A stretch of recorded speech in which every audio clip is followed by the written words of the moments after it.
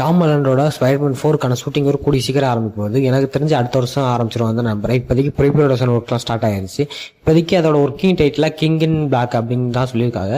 இதில் வந்து நம்ம வெனமும் இன்க்ளூட் ஆகும். அதுவும் இல்லாமல் நல்லு தான் இதில் ஒரு முக்கியமான ரோல் பண்ண போறாரு. அவர் தான் முக்கியமான வில்லனாக வர போறாரு அப்படிங்கிற மாதிரி சொல்லியிருக்காங்க. இது உண்மையாக இருக்கும் பட்சத்தில் நம்ம ஸ்பைடர்மேன் 4 ஒரு மல்டிவர்சல் மூவியாக தான் பார்க்க போகிறோம். பேட்டில் கிரவுண்டு தான் வரும். அதாவது நம்ம டாக்டர் டூம் வந்து பல உலகங்களை பிச்சு ஒரு உலகம் ஆக்கிடுவார். ஸோ அந்த இடத்துல நடக்க போகிற ஒரு பேட்டில் கிரவுண்டாக தான் இருக்க போகுது அப்படிங்கிற மாதிரி சொல்லியிருக்காங்க. இது ஒரு நல்ல விஷயம் தான். பட் இதில் டாக்டர் டூம் வருவாரான்னு கேட்டால் அது ஒரு சந்தேகம் தான். பட் நல் கண்டிப்பாக வருவார் அப்படிங்கிற மாதிரி சொல்லியிருக்காங்க. நல்லா நடிச்ச ஆக்டரும் இப்போதைக்கு கன்ஃபார்ம் பண்ணல. பட் ஆண்டி சர்கிஸ் தான் நல்லா நடிச்சிருக்காருன்னு சொல்லியிருக்காங்க. பட் அவர் இப்போதைக்கு ஒரு படத்துக்கு மட்டும் இல்லை, சில 2-3 படத்துக்கு மேலே பண்ணியிருக்காப்புல. அவர் வந்துட்டு 2-3 படத்தில் வருவாப்புல நல்லா அப்படிங்கிற மாதிரி சொல்லியிருக்காங்க.